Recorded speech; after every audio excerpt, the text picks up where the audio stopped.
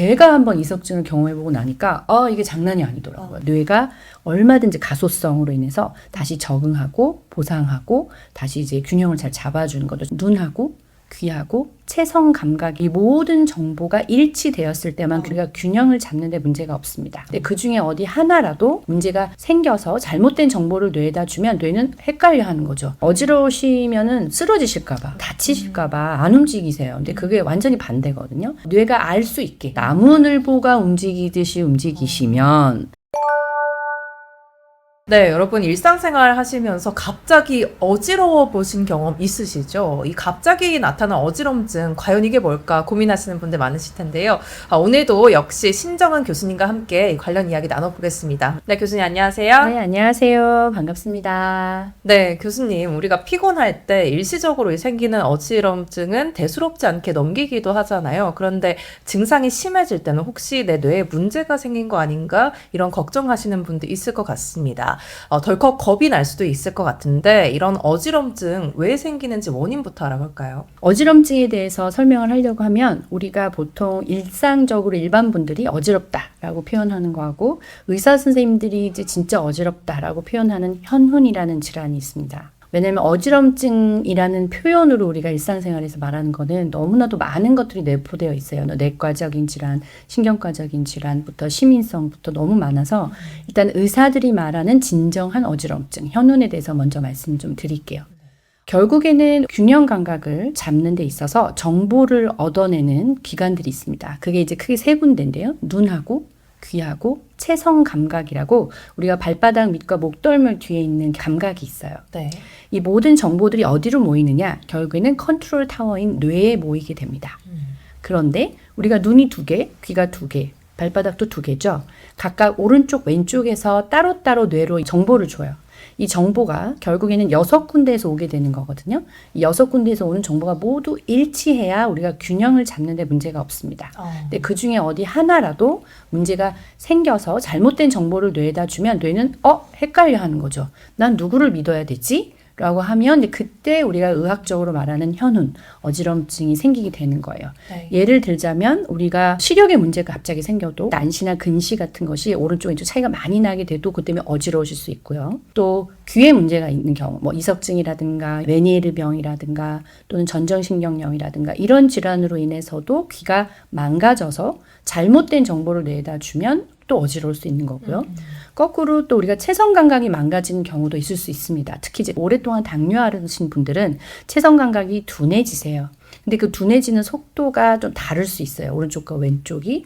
그러다 보면은 또 잘못된 정보가 뇌로 가서 힘들어하고 어지러우신 분들이 있습니다. 그래서 제가 항상 환자분들한테 설명드릴 때 쉽게 이렇게 예를 들어요. 자, 내리막길을 내려가십니다. 눈을 감고 가시는 게 편하시겠어요? 눈을 뜨고 내려가시는 게 편하시겠어요?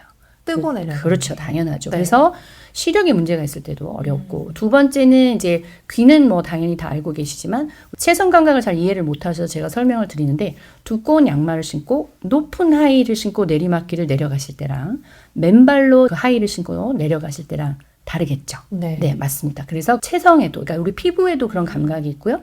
눈에서 오는 저 감각도 있고요. 귀에서 오는 감각도 있고, 이 모든 정보가 일치되었을 때만 균형 감각이 제대로 일어나는 거고, 어떤 이유에서든 여기서 잘못된 정보가 뇌로 전달이 되면 뇌는 이제 헷갈리면서 어지러운 것 같아, 어지러워, 쓰러질 것 같아, 넘어지는데 라고 잘못된 정보를 뇌에다 사람한테 전달해서 어지럽다고 본인은 느끼는 거죠. 그러니까 균형, 감각의 균형이 깨지는 맞습니다. 순간 어지럼증이 느껴지는 네. 건데 그럼 일상생활에서 이 균형이 깨지는 상황들이 외부 요인에 있어서도 있는 거겠죠? 그럼요. 외부 요인, 뭐 환경도 있을 수 네. 있고요. 특히 이제 어르신들은 혈관에 이제 취약점이 있으시죠. 우리가 쉽게 말씀드리면 젊은 혈관들은 잘 늘어났다 잘 줄어들고 이게 잘 돼요.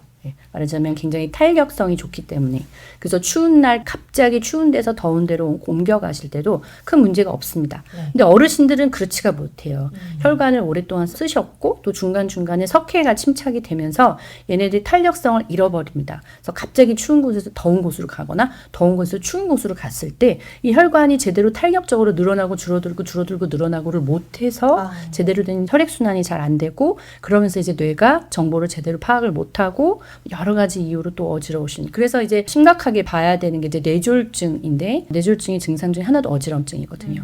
초기 증상이 네. 이런 분들이 대부분 10월, 11월에 많으신 이유도 그렇습니다. 아, 그렇군요. 기온차가 많고 또 우리나라는 찜질 문화가 또 있다 보니까 찜질방에 또 따뜻하게 계시면서 추운데 나 갑자기 나오실 때 이럴 때 이제 많이 생겨서 의사들은 보통 10월, 11월이 뇌졸중의 피크 기간이다라고 우스갯소리를 이야기합니다. 네, 균형의 유지가 중요할 것 같은데 사실 환자 입장에서 지금 겪는 이 어지럼증이 단지 그냥 피곤해서 어지러운 건지 아니면은 정말 즉각적인 조치가 필요할 정도로 심각한 질환의 신호인지 구분하기가 어렵거든요. 그렇죠. 구분할 수 있는 포인트가 뭐가 있을까요? 사실 전문적으로 트레이닝 받은 의사들도 어지럼증을 감별하는 게 쉽지는 않습니다. 그렇지만 큰 원칙이 몇 가지가 있어요. 첫 번째 원칙은 동반되는 증상이 있느냐 없느냐입니다. 네. 보통 어지럼증 환자들의 거의 한 70, 80%까지가 그냥 단순한 어지럼증, 즉 귀에 문제가 있어서 어지러운 분들이 많이 계세요. 근데 그런 분들은 귀 증상만 있습니다. 예를 들어서 뭐 어지러운데 갑자기 뭐 귀가 좀 약간 먹먹하다거나 귀에서 약간 소리가 난다거나 그런데 동반되는 질환들이 귀하고 상관이 없는 곳 예를 들어서 내가 갑자기 오른쪽 다리에 힘이 없어져 네. 또는 내가 갑자기 막 속이 울렁울렁 거리면서 너무 심하게 메스꺼워 뭐 또는 내가 갑자기 한쪽 시력이 좀 흐려져 또는 두통이 너무너무 심해 또는 말이 어눌해져 이러면 이제 심각한 뇌 쪽의 증상을 의심을 해봐야 되는 그런 경우라고 할 수 있습니다. 그게 네. 첫 번째고요. 그다음에 두 번째는 지속 시간이에요. 지속 시간. 네. 보통 귀에서 생기는 질환들은 어큐트하게 많이 생기거든요. 네. 그러니까 짧게 오고 굉장히 강렬하게 옵니다. 마치 천둥 번개 맞은 것처럼 한번 어지러우면 하고 어지러움증이 막 굉장히 심하게 오지만 그게 오랫동안 지속되는 즉 수시간 이상 하루 이틀 계속 지속적으로 어지러운 경우는 굉장히 드뭅니다. 그래서 어지러운 게 하루 이상 계속 지속이 돼서 꼼짝달싹도 못하고 화장실도 기어가야 되고 이런 거라 그러면 좀 응급실로 가야 되지 않을까라는 고민 한번 해보시는 게 좋고요. 그 다음에 이제 세 번째는 지속성이죠. 그러니까 말하자면 한 번 생겼는데 또 생기는 거. 내과에서 약을 먹어서 3일 정도 좋아졌어요. 그랬는데 한 일주일 지났는데 또 생기는 거예요. 그리고 약을 먹었더니 또 좋아졌어요. 근데 또 한 2, 3주 지났더니 또 생겨요. 이거는 같은 증상이 계속 지속적으로 여러 번 생기는 거거든요. 네. 이럴 때도 좀 더 심각한 질환을 의심을 하시고 병원에 오셔서 정확하게 진단을 받아보시는 게 좋습니다. 그게 네. 왜 그러냐면 이게 뇌의 아주 위대한 역할이 뭐냐면 얘네들이 보상작용을 잘 해주고요. 적응을 할 줄 알아요. 그래서 뇌가 이상이 없다면 증상은 점점 좋아지고 저절로 사라지는 경우도 꽤 많거든요. 근데 그렇지 않고 지속이 계속 된다면 그때는 이제 심각하다고 생각을 해보셔야 됩니다. 그래서 이 세 가지 원칙을 좀 꼭 잘 알고 계시면 물론 전문가도 쉬운 건 아니지만 그래도 일반 분들도 내가 진짜 꼭 병원에 가야 되나 안 가야 되나 감별하시는 데 도움이 될 것 같습니다. 증상이 계속해서 지속이 되면은 병원에 가셔야 될 것 같습니다. 자, 환자분들을 보시면서 이 어지럼증 환자의 나이대가 조금 노년층에 쏠려 있거나 이런 현상이 있나요, 교수님? 당연히 노년분들이 어지럼증을 더 많이 호소는 하십니다. 네. 그렇지만 어린아이라 해서 어지럼증이 없는 건 아니고요. 다만 이제 특징이 조금 달라요. 쉽게 말씀드리면 젊은 분들은 그냥 부속품 하나가 망가진 거예요. 그래서 단일적인 거고 어떤 원인도 명확하게 있고 대부분 한 가지의 원인으로 인해서 쉽게 치료가 됩니다. 네.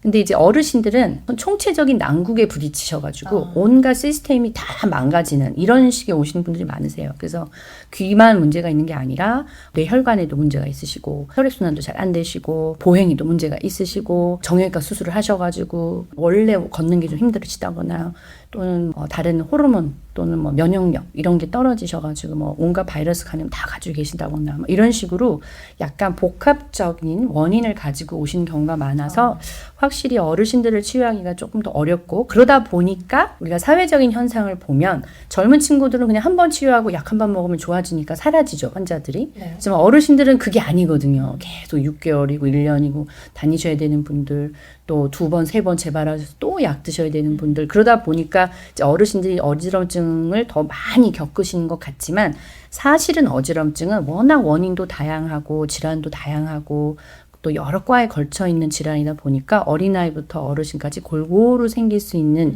병이다라고 이해를 하시면 좋을 것 같습니다. 네, 그렇군요. 노인층에 있어서 어지럼증이 생기면 이게 치매로 이어질 수 있다. 이런 말이 있습니다. 실제로 뇌 인지 기능과 연관성이 있는 건지요? 굉장히 많이 있습니다. 아까도 말씀드렸듯이 전체 어지러움 환자의 최소한 80% 정도가 귀에 문제가 있어서 어지럼증이 오시는데요. 네. 지난 시간에도 저희가 난청과 치매의 관계를 말씀을 드렸지만 와우라는 그 기관 바로 옆에 네. 전정기관이 있습니다. 얘네가 이제 평형감각을 담당하는 아이들이거든요. 그래서 귀가 하는 게 잘 듣게 해주고 균형을 잘 잡게 해주는 이 두 가지가 있는 겁니다. 그러다 보니까 두 개가 서로 약간 손에 손을 잡고 가는 거죠. 그래서 제가 환자들을 22년 동안 지켜보면 난청이 굉장히 심하신 분들이 끝까지 전정 기능이 정상이신 분들을 본 적이 없습니다.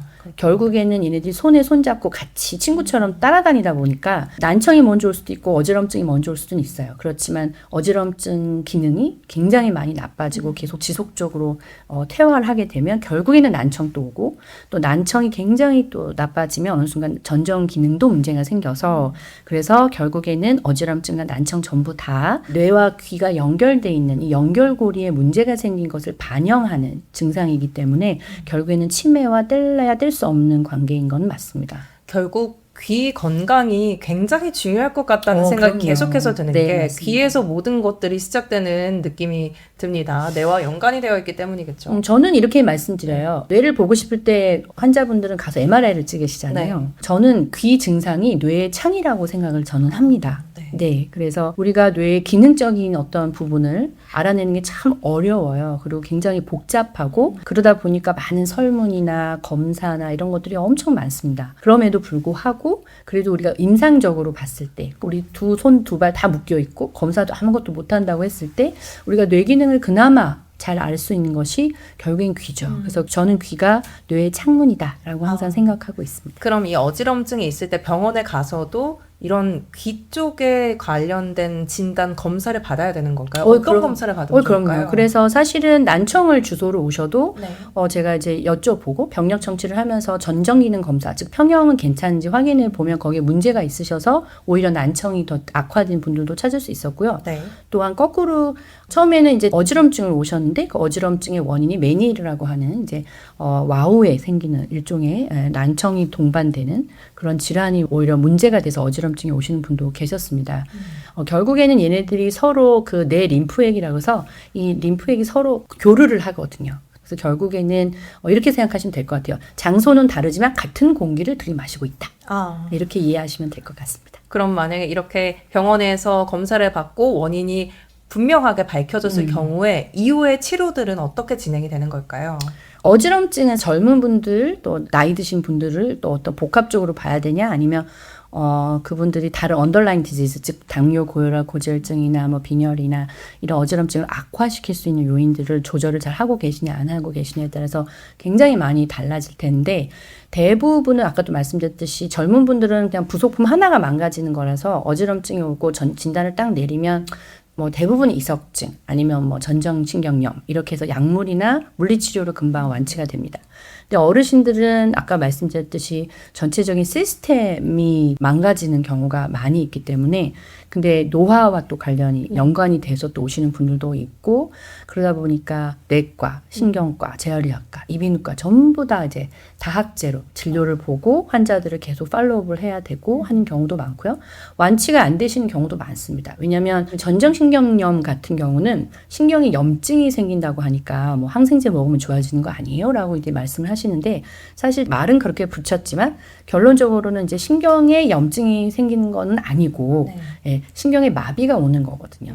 예, 그러니까 그 원인이 바이러스 감염으로 인해서 하다 보니까 감염이 붙다 보니까 전정신경염이라고 이야기하는 건데 바이러스 감염으로 인해 생겨서 신경에 마비가 온 경우는 회복이 잘 안 됩니다.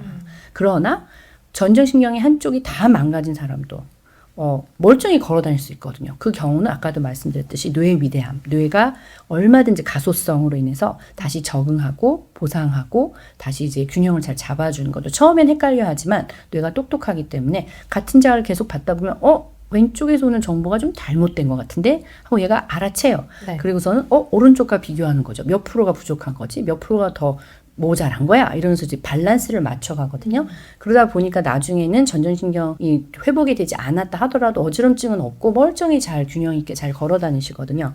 근데 이제 어르신들은 이 기간이 좀 더 깁니다. 되게 한번 심하게 어지럼증 겪으신 분들은 아마 다 공감하실 거예요. 무서워요. 또 이러면 어떡하지?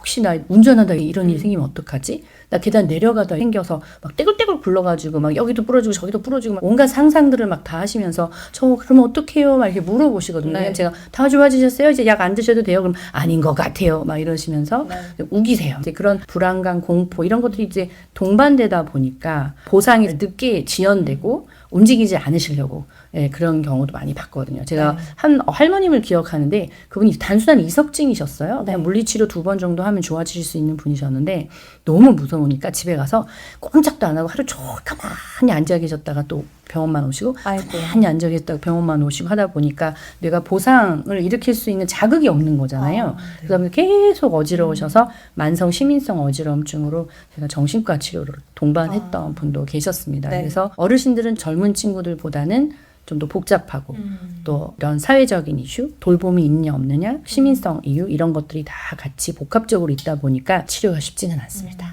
네. 겁이 나시겠지만 그럼에도 또 치료를 받고 있으면 너무 가만히만 계시지 않는 것도 또 해결 방법 중에 하나가 될 것 같습니다. 굉장히 중요합니다. 어지러우시면은 쓰러지실까봐, 넘어지셔서 다치실까봐 안 움직이세요. 근데 그게 완전히 반대거든요. 뇌에 문제가 없는 게 확인되셨다면 그때는 오히려 더 움직이셔야 돼요. 네. 그래서 어지러운 걸 더 유발하셔야 되거든요. 그래서 자꾸 뇌가 알 수 있게 어디가 망가졌어, 몇 프로 망가졌어, 내가 얼마만큼 보상해야 돼 라는 정보를 뇌가 얻을 수 있도록 아주 못 견딜 정도로 움직일 필요는 없지만 그래도 이제 약물 치료를 하다 보면 저희가 조절을 해드리거든요. 그래서 반드시 매일매일 조금씩 움직이시고 매일매일 좀 더 활동량을 늘리셔서 뇌가 보상을 충분히 할 수 있는 기회를 주시는 게 굉장히 중요합니다. 네, 그리고 병원에 가지 않고 그냥 일상생활에서 어지러울 경우에 사실 비상상비약 중에 신경안정제나 멀미약 먹어서 일단 처방을 하는 경우도 굉장히 많으실 것 같아요. 이러한 방법들이 실제로 도움이 되는 건지 부작용은 없을지 궁금합니다. 아주 급성일 때 저는 제 환자분들 아무리 심해도 3일 이상 쓰지 않습니다. 절대로. 정말 힘들어하시면 좀 다른 약을 오히려 더 처방해서 뭔가 도와드리려고 하지 이런 신경안정제나 억제제 같은 거는 잘 쓰지 않습니다. 왜 그러냐면 모르거든요. 처음에는 그냥 귀증상처럼 나타났다가 시간이 지나면서 뇌증상으로 변하는 분들도 있긴 있는데 약을 먹어버리면 증상이 물밑으로 숨어버려요. 그래서 오히려 더 늦게 진단이 될 수도 있고 또 뇌에 문제가 없다 하더라도 이걸 너무 오남용을 하시고 계속 지속적으로 드시다 보면 똑같은 이야기지만 뇌가 보상을 어떻게 해요?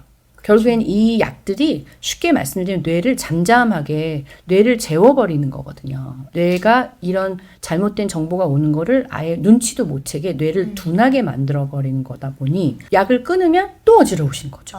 그래서 보상이 안 일어난 상태니까 그러니까 약을 계속 더 못 끊으시는 거예요. 그래서 저 같은 경우는 아주 급성기에 막 계속 구토 나오고 힘드시고 막 가만히 못 있겠고 막 안구진탕도 막 엄청 심하고 이러실 때 말고는 저는 웬만하면 처방을 잘 하지 않습니다. 꼭 정말 이거 아니면 죽을 것 같아 라고 할 때만 드시기를 권장드립니다. 네. 네, 앞선 질문에 이어지는 질문입니다. 실제로 이렇게 환자분들께서 심리적으로 내가 또 쓰러질까봐 또 어지러울까봐 움직이지 않는다라고 말씀을 주셨잖아요. 심리적인 측면일 수도 있겠지만 이런 생각들이 병을 더 악화시킬 경우도 있겠죠. 그럼요. 굉장히 많습니다. 그래서 제가 우스갯소리로 정신과 선생님들한테 포스트 트라우마 신드롬이 아니라 포스트 어지럼증 신드롬도 하나 만들어줘야 된다. 왜냐하면 저도 사실 한 번 경험해봤어요. 제가 2005년도에 미국에 학회를 갔을 때 공항에서 트랜스퍼를 하는 기다리는 와중에 제가 이석증이 온 적이 있었는데 그 전까진 저도 환자들이 막 어지럽다고 죽을 것 같다 그러면 그래 그런가 보다 막 이랬는데 제가 한번 이석증을 경험해보고 나니까 이게 장난이 아니더라고요. 진짜 세상이 빙글빙글 돌아가는 내가 이러고 어떻게 살지 그런 생각이 정말 들어서 그 공포나 그런 것들이 저는 너무 공감이 돼요. 그래서 저 같은 경우는 항불안증 약을 어르신들한테 특히 이제 제가 봤을 때 너무 걱정하시면 어지럼증 약과 상관없이 드립니다. 길게는 한 달 정도, 짧게는 2주 정도 드려서 처음에 좀 도와드리죠. 그래서 그 두려움을 극복할 수 있도록. 그리고 무엇보다도 의사의 확신이 중요한 것 같아요. 그러니까 뇌 문제 아닙니다. 절대 죽지 않아요. 이렇게 말씀을 드리면서 극복하시면 됩니다. 다만 이러이러한 거 조심하세요. 라고 이제 세밀하게 그 일상생활에서 조심하실 수 있는 것들을 말씀드리는 게 되게 중요한 것 같아요. 그래서 그 중에 이제 하나가 뭐냐면 이제 일어나실 때, 움직이실 때 제가 이렇게 얘기합니다. 나무늘보처럼 하셔라. 천천히 일어나셔라. 그렇죠. 네. 일어날 때도 천천히, 뒤 돌을 때도 천천히, 누가 나를 불러도 고개만 움직이지 말고 몸을 다 같이 움직이고, 나무늘보가 움직이듯이 움직이시면 크게 어지럼증으로 인해서 넘어질 이유가 전혀 없습니다. 네. 라고 이제 이렇게 말소리도 좀 느리게 하면서 예, 나무늘보 흉내를 좀 내드리죠. 너무 좋은 비유인 것 같은데요. 사실 이 모든 질병, 질환들의 심리적인 요인이 정말 크게 작용을 하는 것 같습니다. 너무 겁먹지 마시고